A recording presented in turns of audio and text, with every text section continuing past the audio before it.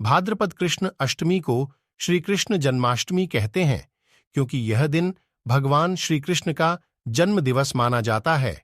इसी तिथि की घनघोर अंधेरी आधी रात को रोहिणी नक्षत्र में मथुरा के कारागार में वसुदेव की पत्नी देवकी के गर्भ से भगवान श्री कृष्ण ने जन्म लिया था। यह तिथि उसी शुभ घड़ी की याद दिलाती है और सारे देश में बड़ी धूमधाम से मनाई जाती है। जन्माष्टमी के दिन भगवान श्री कृष्ण की जन्म संबंधी कथा भी सुनते सुनाते हैं, जो इस प्रकार है। द्वापर युग में भोजवंशी राजा उग्रसेन मथुरा में राज्य करता था। उसके आतताई पुत्र कंस ने उसे गद्दी से उतार दिया और स्वयं मथुरा का राजा बन बैठा। कंस की एक बहन देवकी थी, जिसका विवाह वसुदेव नामक यदुवंशी सरदार से हुआ था। एक समय कंस अपनी बहन देवकी को उसकी ससुराल पहुंचाने जा रहा था। रास्ते में आकाशवाणी हुई, हे कंस, जिस देवकी को तू बड़े प्रेम से ले जा रहा है, उसी में तेरा काल बसता है। इसी के गर्भ से उत्पन्न 8वां बालक तेरा वध करेगा। यह सुनकर कंस वसुदेव को मारने के लिए उद्यत हुआ। तब देवकी ने उससे विनयपूर्वक कहा, मेरे गर्भ से जो संतान होगी उसे मैं तुम्हारे सामने ला दूंगी। बहनोई को मारने से क्या लाभ है।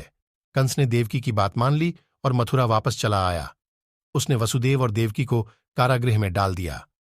वसुदेव देवकी के एक एक करके 7 बच्चे हुए और 7 को जन्म लेते ही कंस ने मार डाला।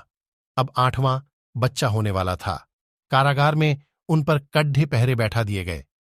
उसी समय नंद की पत्नी यशोदा को भी बच्चा होने वाला था। उन्होंने वसुदेव देवकी के दुखी जीवन को देख 8वें बच्चे की रक्षा का उपाय रचा। जिस समय वसुदेव देवकी को पुत्र पैदा हुआ, उसी समय संयोग से यशोदा के गर्भ से एक कन्या का जन्म हुआ, जो और कुछ नहीं सिर्फ माया थी। जिस कोठरी में देवकी वसुदेव कैद थे, उसमें अचानक प्रकाश हुआ और उनके सामने शंख, चक्र, गदा, पद्म धारण किए चतुर्भुज भगवान प्रकट हुए। दोनों भगवान के चरणों में गिर पड़े। तब भगवान ने उनसे कहा, अब मैं पुनः नवजात शिशु का रूप धारण कर लेता हूं। तुम मुझे इसी समय अपने मित्र नंदजी के घर वृंदावन में भेज आओ और उनके यहां जो कन्या जन्मी है उसे लाकर कंस के हवाले कर दो।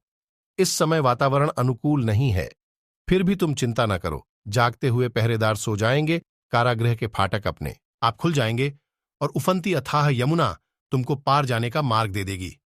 उसी समय वसुदेव नवजात शिशु रूप श्रीकृष्ण को सूप में रखकर कारागृह से निकल पड़े और अथाह यमुना को पार कर नंदजी के घर पहुंचे।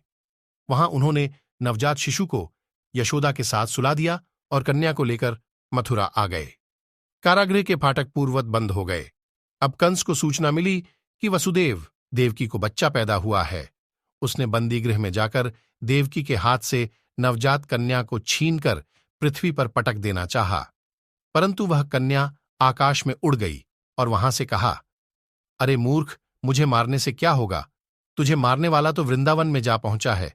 वह जल्द ही तुझे तेरे पापों का दंड देगा। ये है कृष्ण जन्म की कथा।